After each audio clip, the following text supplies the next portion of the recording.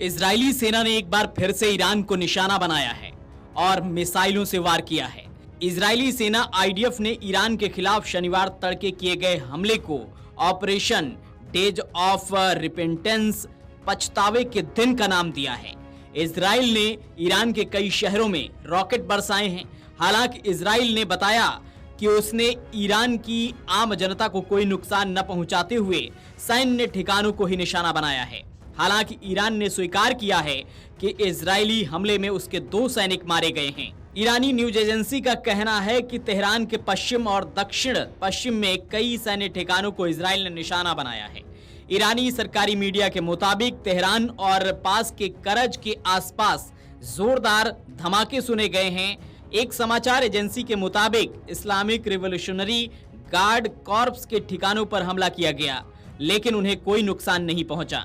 दूसरी ओर एक समाचार एजेंसी ने बताया कि इजराइल ने शनिवार को सुबह हवाई हमलों के जरिए सीरिया के मध्य और दक्षिणी भागों में कुछ सैन्य स्थलों को भी निशाना बनाया है, जिसमें बताया गया है कि सीरिया की एयर डिफेंस फोर्सेज ने इजराइल द्वारा इजराइल के कब्जे वाले सीरियाई गोलान हाइट्स और लेबनानी क्षेत्रों की दिशा से लॉन्च की गई मिसाइलों को रोका और उनमें से कुछ को मार गिराया।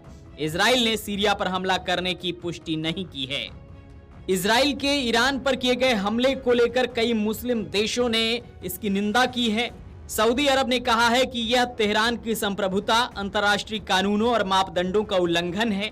सऊदी विदेश मंत्रालय ने एक बयान में कहा कि सऊदी अरब क्षेत्र में निरंतर बढ़ते तनाव और संघर्ष के विस्तार को अस्वीकार करने के अपने रुख पर वो कायम है। बयान में कहा गया है कि राज्य सभी पक्षों से अत्यधिक संयम बरतने और तनाव को कम करने की अपील करता है और क्षेत्र में जारी सैन्य संघर्षों के नतीजों के बारे में चेतावनी देता है।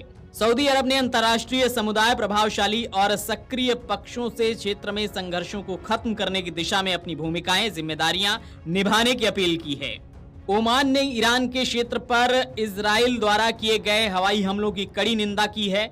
उन्होंने अपने बयान में कहा है कि इस तरह की कार्रवाई तनाव कम करने और शांतिपूर्ण और राजनयिक तरीकों से संकटों को नियंत्रित करने के उन प्रयासों को कमजोर करती है।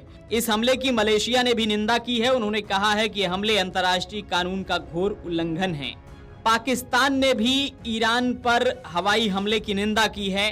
पाकिस्तान के विदेश मंत्रालय ने शनिवार को ईरान के खिलाफ इजराइल के सैन्य हमलों की कड़ी निंदा की है। उन्होंने इसे संप्रभुता, संयुक्त राष्ट्र चार्टर और अंतर्राष्ट्रीय कानून का गंभीर उल्लंघन बताया है। उन्होंने बयान में कहा है कि ये कार्रवाई क्षेत्र को अस्थिर करती है और शांति और खतरा पैदा करती है। हम संयुक्त राष्ट्र सुरक्षा परिषद और वैश्विक समुदाय से शांति बहाल करने के लिए तुरंत कार्रवाई करने का आग्रह करते हैं। एसोसिएटेड प्रेस ने जो रिपोर्ट दी है उसके अनुसार ईरान ने कहा है कि इजरायली हमलों में इलम, खुजस्तान और तेहरान प्रांतों में सैन्य ठिकानों को निशाना बनाया गया है। इन हमलों में सीमित क्षति हुई है। ईरान के सशस्त्र बलों का ये बयान सरकारी टेलीविजन चैनल पर दिखाया गया है। हमलों में हुए नुकसान से जुड़ी कोई तस्वीर नहीं दिखाई गई है।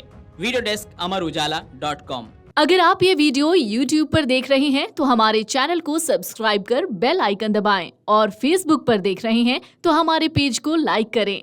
8 मिलियन प्लस सब्सक्राइबर, आपके इस भरोसे के लिए बहुत धन्यवाद। अगर आप ये वीडियो YouTube पर देख रहे हैं तो हमारे चैनल को सब्सक्राइब कर बेल आइकन दबाएं और Facebook पर देख रहे हैं तो हमारे पेज को लाइक करें। 8 मिलियन प्लस सब्सक्राइबर, आपके इस भरोसे के लिए बहुत धन्यवाद।